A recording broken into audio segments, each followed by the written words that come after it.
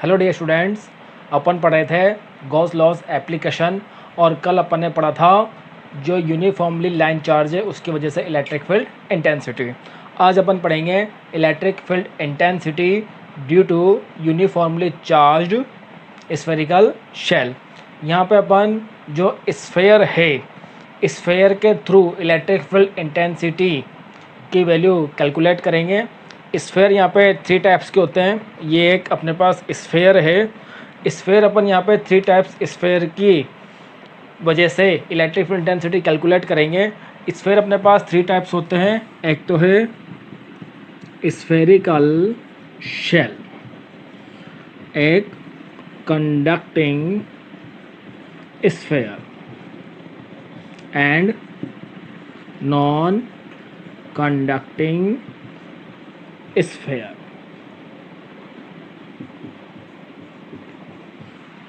जो spherical shell है उसमें ये स्फेयर है, ये स्फेयर अंदर से होलो है, मीन इसके अंदर कोई पार्ट नहीं है, ओनली आउटसाइड सरफेस है। तो जो ये स्फेरिकल शेल है ये अपने पास एक तरह से ये स्फेयर होगा, और अगर इस स्फेयर को कोई चार्ज देंगे अपन तो चार्ज क्या होगा, इसकी ओनली जो आउटर सरफेस है उसमें यूनिफॉर्मली डिस्ट्रीब्यूट हो जाएगा। इट मीन्स स्फेरिकल शेल, इसके इनसाइड कोई चार्ज प्रेजेंट नहीं होता। Second, conducting sphere. अब कंडक्टिंग जो स्फेयर है ये एक सॉलिड स्फेयर है, इसके अंदर भी मटेरियल है। जब इसको चार्ज अपन देते हैं तो चार्ज देने पर ये चार्ज इसके अंदर भी जाएगा, ये चार्ज अंदर चल गया। But due to same charge ये चार्ज एक दूसरे को रिपेल करते हैं, और ये कंडक्टिंग स्फेयर है, कंडक्टर के अंदर चार्ज फ्लो हो सकते हैं। तो यहाँ पे जो ये चार्ज है ये यहाँ से फ्लो होके मूव होके ये रिपेल करेंगे, रिपेल करके ये भी क्या करेंगे, आउटसाइड में आ जाएंगे। और ये प्रोसेस कब तक चलता रहेगा, जब तक जितने भी चार्जेस हैं वो सरफेस पे नहीं आ जाए। और सरफेस पर आकर इक्विलिब्रियम पोजीशन पे ये भी किस तरह से बिहेव करेगा, एक तरह से कंडक्टिंग शेल के जैसे। तो ये रिपेल हो के सारे के सारे चार्ज अपने पास यहाँ पर आ जाएंगे आउटर सरफेस में। नॉन कंडक्टिंग स्फेयर, यहाँ पर है तो स्फेयर नॉन कंडक्टिंग है, जैसे अपन किसी भी मेथड के थ्रू इसको चार्ज करेंगे तो इनसाइड चार्ज होगा पूरी बॉडी में, बट ये चार्ज फ्लो हो गए आउटर सरफेस पे नहीं आएगा, ये इनसाइड है तो इनसाइड ही रहेगा। अपन यहाँ पर इन तीनों के लिए इलेक्ट्रिक फील्ड इंटेंसिटी कैलकुलेट करेंगे, बट अपन पहले कैलकुलेट करेंगे due to uniformly charge spherical shell, इस स्फेरिकल शेल के लिए।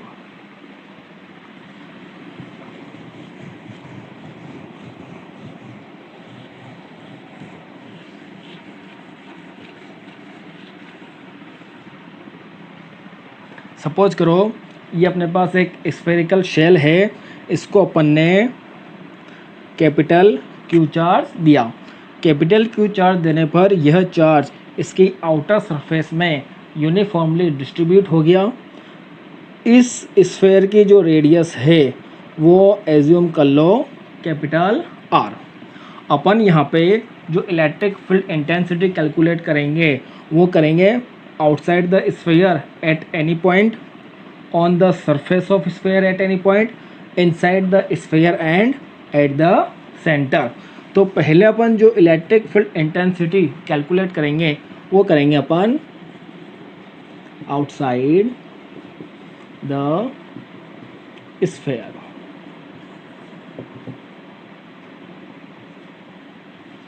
अब यहाँ पर देखो ये अपने पास एक होलो स्फेयर है, अपन आउटसाइड किसी पॉइंट पे इलेक्ट्रिक फील्ड इंटेंसिटी की वैल्यू कैलकुलेट करेंगे। तो सबसे पहले देखना जो चार्ज यहाँ पे डिस्ट्रीब्यूट है ये इसके स्फेयर की सरफेस पे डिस्ट्रीब्यूट है, तो यहाँ पर जो चार्ज डेंसिटी बनेगी वो आएगी सरफेस चार्ज डेंसिटी। और सरफेस चार्ज डेंसिटी का फॉर्मूला क्या होता है, चार्ज अपॉन सरफेस एरिया। और जो स्फेयर है स्फेयर का एरिया होता है 4πr²। ये आई अपने पास surface charge density. Outside the sphere electric field intensity की वैल्यू कैलकुलेट करनी है। सपोज करो ये पॉइंट है P, इस पॉइंट P पर अपन को इलेक्ट्रिक फील्ड इंटेंसिटी की वैल्यू कैलकुलेट करनी है।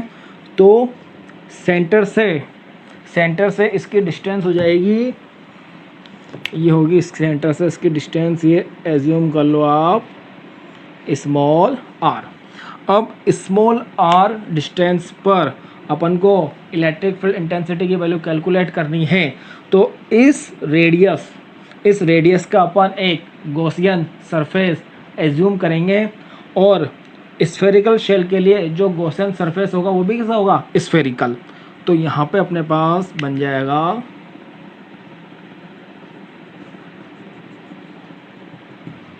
ये बन गया अपने पास एक स्फीयर एज्यूम कर लेंगे इसको। अब Q चार्ज है, ये R इसकी रेडियस है, ये स्मॉल r डिस्टेंस। तो गॉस लॉ से अपन को इलेक्ट्रिक फील्ड इंटेंसिटी कैलकुलेट करनी है। अपन जानते हैं गॉस लॉ क्या, phi electric flux equal to E.ds equal to Q upon epsilon naught, ये है। अब यहाँ पे देखना, इस पॉइंट पर ये जो गॉसियन सरफेस है, इस गॉसियन सरफेस पर अपन एक स्मॉल एलिमेंट लेते हैं। अपन ने यहाँ पर ये स्मॉल एलिमेंट ले लिया, और जो इसका एरिया होगा उस एरिया की डायरेक्शन क्या होगी। देखो जो सरफेस एरिया की डायरेक्शन है वो क्या होती है, उस सरफेस के परपेंडिकुलर। तो ये सरफेस है, इसके परपेंडिकुलर डायरेक्शन जाएगी एरिया की ds। और यहाँ से अपन देखें तो ये E.ds, तो ये बन जाएगा E.ds cos theta Q upon epsilon not. अब इलेक्ट्रिक फील्ड इंटेंसिटी की इस पॉइंट पर डायरेक्शन देखें तो ये पॉजिटिव चार्ज डिस्ट्रीब्यूट है, इसकी वजह से इलेक्ट्रिक फील्ड इंटेंसिटी की डायरेक्शन आउटसाइड। तो आउटसाइड होते ही जो ये है ये हो जाएगी इलेक्ट्रिक फील्ड इंटेंसिटी की डायरेक्शन। अब electric field intensity and surface area दोनों किस में है, सेम डायरेक्शन में है। तो इनके बीच में एंगल कितना आएगा, 0 डिग्री। एंड cos 0 की वैल्यू क्या होती है, 1। तो यहाँ से क्या बन जाएगा,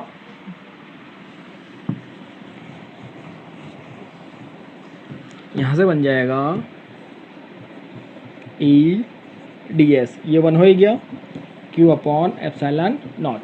इलेक्ट्रिक फील्ड इंटेंसिटी की वैल्यू कांस्टेंट है तो वो आउटसाइड आ जाएगी, ds equal to Q upon epsilon naught. चूँकि ये जो सरफेस एरिया आ रहा है ये स्मॉल एलिमेंट है, ये अपन ने ds कंसिडर किया। तो जब इसका इंटीग्रेशन करेंगे तो ये कंप्लीट एरिया एंड कोई स्फेयर है, उस स्फेयर का एरिया कितना होता है, हो जाएगा 4 पाई r स्क्वायर। तो ये वैल्यू यहाँ पुट करके ये बनेगा E into 4 pi r square Q upon epsilon naught, और ये बनेगा E equal to Q upon 4 pi epsilon naught r square. चूँकि 1 upon 4 pi epsilon naught equal to K हो गया, तो इस के यहाँ पे रख देंगे इस K की वैल्यू, तो E equal to K Q upon r square. And vector form में हो जाएगा E equal to K Q upon r square r cap. तो इस तरह से जो चार्ज इस स्फेयर में डिस्ट्रीब्यूट है वो किस तरह से बिहेव करेगा, वो ऐसे बिहेव करेगा कि जो टोटल चार्ज है वो उसके सेंटर में कंसंट्रेटेड है। और यहाँ से ये तो अपने पास K Q upon R square की फॉर्म में है। अगर अपन सरफेस चार्ज डेंसिटी के फॉर्म में कैलकुलेट करें तो सरफेस चार्ज डेंसिटी के फॉर्म में क्या हो जाएगा, देखना, sigma equal to Q upon 4 pi R square, then Q equal to sigma into 4 pi R square. इस क्यू की वैल्यू अपन यहाँ पुट कर देंगे तो ई की वैल्यू हो जाएगी के Q upon R square, K की value 1 upon 4 pi epsilon naught, Q की value sigma into 4 pi R square upon R square. 4 pi से 4 पाई कैंसिल, तो यहाँ से ये ई आ गया sigma upon epsilon naught R square upon R square. ये सरफेस चार्ज डेंसिटी के फॉर्म में। अब ये तो अपन ने कैलकुलेट किया आउटसाइड। अगर अपन इलेक्ट्रिक फील्ड इंटेंसिटी कैलकुलेट करें ऑन सरफेस, तो सरफेस पे किसी पॉइंट पे अगर अपन को इलेक्ट्रिक फील्ड इंटेंसिटी की वैल्यू कैलकुलेट करनी है, तो ये स्फीयर, ये सेंटर, ये radius capital R, charge uniformly distributed. तो सपोज करो इस पॉइंट पर अपन को इलेक्ट्रिक फील्ड इंटेंसिटी की वैल्यू कैलकुलेट करनी है, तो जो गॉसियन सरफेस बनेगा वो गॉसियन सरफेस भी कैसा बनेगा, ये जो स्फेरिकल शेल है इसी के साइज और शेप का, और जो डिस्टेंस होएगी इस पॉइंट पी की वो भी क्या हो जाएगी, कैपिटल आर। और यहाँ पर जो स्मॉल एलिमेंट होगा जो अपन कैलकुलेट करेंगे ds, इसकी डायरेक्शन भी इस side and electric field intensity की डायरेक्शन भी राइट साइड, दोनों सेम डायरेक्शन में ही है। तो जो अपन ने पहले आउटसाइड कैलकुलेट किया था वही अपने पास ऑन द सरफेस हो जाएगा। बस कंडीशन क्या आ जाएगी, small r equal to capital R. वहाँ पे जो गॉसियन सरफेस अपन ने एज्यूम की थी वो गॉसियन सरफेस की रेडियस स्मॉल r थी, यहाँ पे गॉसियन सरफेस की रेडियस भी क्या होगी, कैपिटल R। तो इसी से फॉर्म हो जाएगा। तो जो इलेक्ट्रिक फील्ड इंटेंसिटी बनेगी आउटसाइड के लिए आया था E equal to K Q upon R square, R equal to R पर ये हो जाएगा on surface K Q upon R square. And surface charge density के फॉर्म में ये तो आउटसाइड था, on the surface R equal to R, ये R हो जाएगा कैंसिल। तो यहाँ पर इलेक्ट्रिक फील्ड इंटेंसिटी की वैल्यू आएगी सरफेस पर sigma upon epsilon not.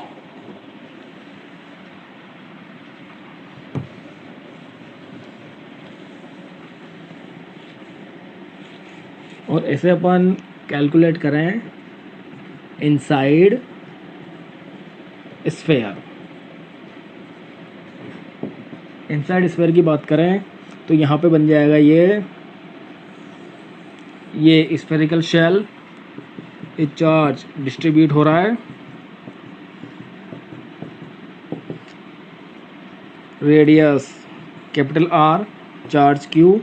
Suppose करो ये point P inside the sphere है, तो इस पॉइंट P के लिए जो गॉसियन सरफेस बनेगी ये मान लो सेंटर से डिस्टेंस स्मॉल r।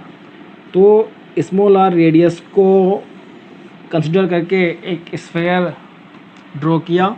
अब देखो जो गॉसियन सरफेस है वो गॉसियन सरफेस के अंदर कोई चार्ज है, कोई चार्ज नहीं है। जो ये स्फीयर है इसकी सरफेस पे चार्ज है, बट गॉसियन सरफेस इसके इनसाइड है। तो ये जो गॉसियन सरफेस है इसके अंदर कोई चार्ज नहीं है। दो गॉस लॉ से क्या हो जाएगा,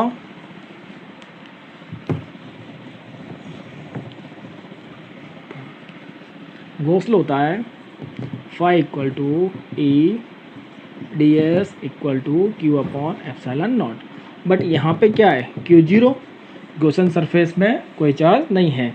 तो ये हो जाएगा E ds equal to zero, E constant, ds equal to zero. तो यहाँ से ई इक्वल टू हो जाएगा जीरो इनसाइड। तो कोई स्फेरिकल शेल है उसके इनसाइड इलेक्ट्रिक फील्ड इंटेंसिटी क्या होती है, जीरो। जब इनसाइड जीरो है तो अगर अपन सेंटर पे भी बात करें तो सेंटर पे भी क्या हो जाएगा, ई सेंटर, ये भी हो जाएगी जीरो। तो अपने पास 4 वैल्यूज निकल गई, electric field intensity outside, on the surface, inside and at the centre.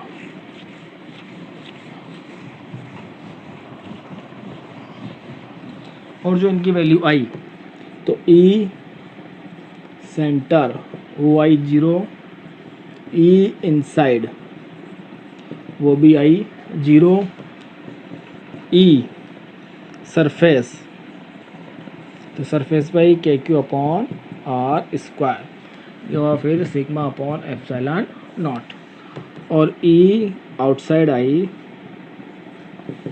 के Q upon R square equal to sigma upon epsilon naught R square upon R square. अगर अपन electric field intensity and distance from centre of sphere के बीच में graph draw करें तो किस type से आएगा, ये आर और ये इलेक्ट्रिक फील्ड इंटेंसिटी, ये सेंटर 0, ये सेंटर है स्फीयर का, यहाँ मान लो कैपिटल आर, यहाँ तक रेडियस है स्फीयर की, ये आर जा रहा है। देखो ये जो सरफेस है यहाँ पर जो इलेक्ट्रिक फील्ड इंटेंसिटी है वो मैक्सिमम होगी, क्योंकि इसके आउटसाइड जाने पर आर की वैल्यू इंक्रीज होती जाएगी तो इलेक्ट्रिक फील्ड इंटेंसिटी की वैल्यू डिक्रीज होती जाएगी। तो ये मान लो आप यहाँ पे सरफेस, ठीक, ये सरफेस है के Q upon capital R square constant. अब इलेक्ट्रिक फील्ड इंटेंसिटी सेंटर पे भी 0 और इनसाइड द स्फीयर यहाँ से यहाँ तक भी 0 चल रही है, एंड ऑन द सरफेस यहाँ पे ये मैक्सिमम है, और जैसे ही अपन और इंक्रीज करेंगे तो अपने पास इलेक्ट्रिक फील्ड इंटेंसिटी क्या आएगी, डिक्रीज। तो ये यहाँ पे आ गई, और एक टाइम के बाद अगर आर की वैल्यू बहुत ज़्यादा होगी तो इलेक्ट्रिक फील्ड इंटेंसिटी हो जाएगी 0। तो इस टाइप से अपन स्फेरिकल शेल के लिए इलेक्ट्रिक फील्ड इंटेंसिटी कैलकुलेट कर सकते हैं। और जो ये डेरिवेशन अपन ने स्फेरिकल शेल के लिए किया, सेम यही डेरिवेशन अपने पास कंडक्टिंग स्फेयर के लिए भी होगा, क्योंकि अभी अपन ने स्टार्टिंग में देखा था ये कोई कंडक्टिंग स्फेयर है, इसमें आपने चार्ज दिया, ये अंदर तक आ गया, बट कंडक्टिंग है, कंडक्टर के अंदर चार्ज फ्लो होता है, तो चार्ज फ्लो की वजह से ये सारा का सारा चार्ज एक दूसरे को रिपेल कर करके कहाँ पे आ जाएगा, सारा चार्ज सरफेस पर आ जाएगा। और जो ये कंडक्टिंग स्फीयर है, ये कंडक्टिंग स्फीयर कैसे बिहेव करेगा, ये बिहेव करेगा एज ए स्फेरिकल शेल। जो इसके लिए भी पूरी की पूरी कैलकुलेशन कैसे होएगी, स्फेरिकल शेल के जैसे।